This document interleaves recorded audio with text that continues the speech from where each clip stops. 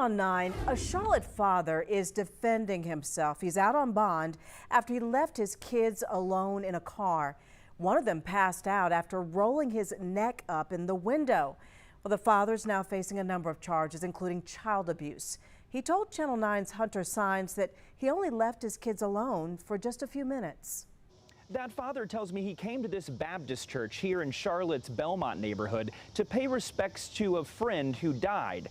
He says he was only going to be inside for a few minutes. He even left his car running with the AC on because his kids were still inside of it.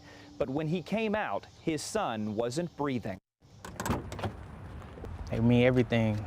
Jonathan Redfern says his kids are his world, and he's lucky to still have his 2-year-old John alive. I'm grateful, brother. Grateful.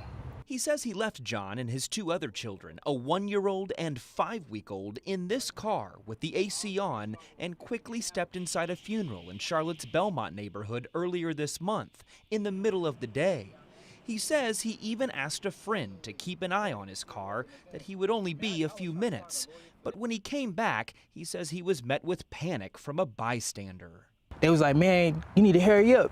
Your son is stuck in the window. Like, it hit me now at this point, like, oh snap. Like, so I got in panic mode and I ran to the car. John rolled the window up on his neck, cutting off his airway. You can still see my handprints while I was trying to pull it down. Eventually, John got free, but had purple lips and wasn't breathing, later revived at the hospital.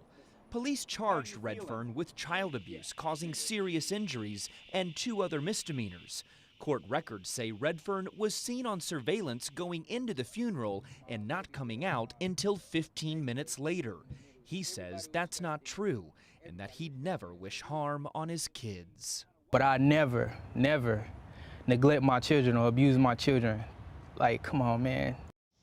Jonathan Redfern admits he made a mistake by not having his 2-year-old son in the proper car seat, and he takes responsibility for that. Now, I did speak to a witness out here. She tells me this just seemed like a big mistake and one of those circumstances in which a toddler just moves quickly.